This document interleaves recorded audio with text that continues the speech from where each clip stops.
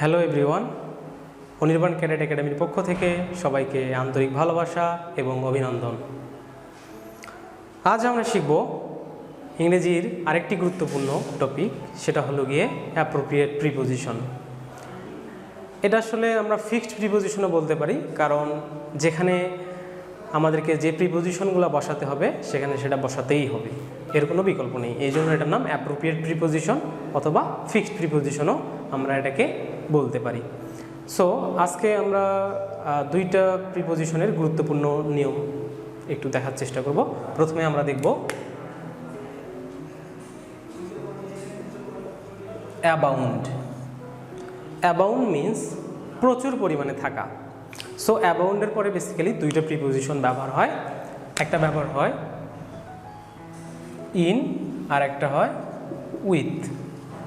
So দুইটাই প্রচুর পরিমাণে থাকা অর্থে ব্যবহার হয় অ্যাবাউন্ডের পর। সো এখন আমরা দেখব যে কোথায় কোন প্রিপোজিশনটা আমরা ব্যবহার করব।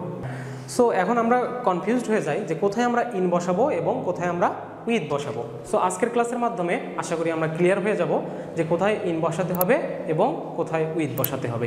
সো আমরা একটি এক্সাম্পল দেখে নেই।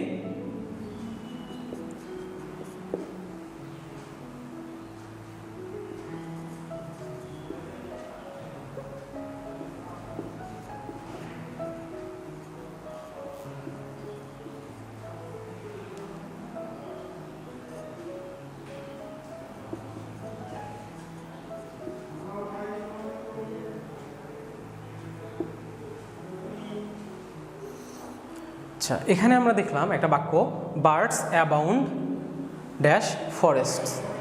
তার মানে বনে পাখিরা প্রচুর পরিমাণে থাকে, মানে প্রচুর পরিমাণে বনে পাখি থাকে, মোট কথা হলো এটা। সো এখানে আমরা দেখতে পাচ্ছি যে এখানকার যে সাবজেক্টটা আছে এইটার তুলনায় ছোট। দ্যাট মিন্স এইটার তুলনায় ছোট। সো এইখানে যদি সাবজেক্ট এইটার তুলনায় ছোট হয় তাহলে আমরা বসাবো ইন, ঠিক আছে। আর কিন্তু যদি ফরেস্টস অ্যাবাউন্ড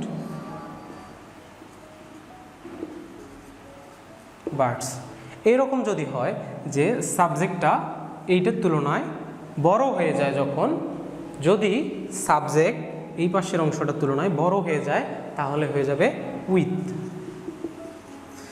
সো আমরা আবার একটু ক্লিয়ার হয়ে নেই। যদি আমরা দেখি যে এরকম সাবজেক্ট এই পাশের অংশটার তুলনায় বড় তাহলে উইথ। এখানে বন তো অবশ্যই পাখির তুলনায় বিশাল বিস্তর, সো বড় অবশ্যই, তাহলে অবশ্যই আমাদেরকে এখানে উইথ বসাতে হবে। আর যেহেতু এখানে বার্ডস ফরেস্টের তুলনায় অনেক ছোট, তাহলে এখানে আমাদেরকে ইন বসাতে হবে। আশা করি সবাই এটা ক্লিয়ারলি বুঝতে পেরেছেন। যদিও এখানে প্রশ্ন করার কোনো সুযোগ নেই, আপনারা কমেন্ট সেকশনে প্রশ্ন করে আমাদেরকে জানাতে পারেন, আমরা চেষ্টা করব প্রত্যেকজনকে রিপ্লাই দেওয়ার।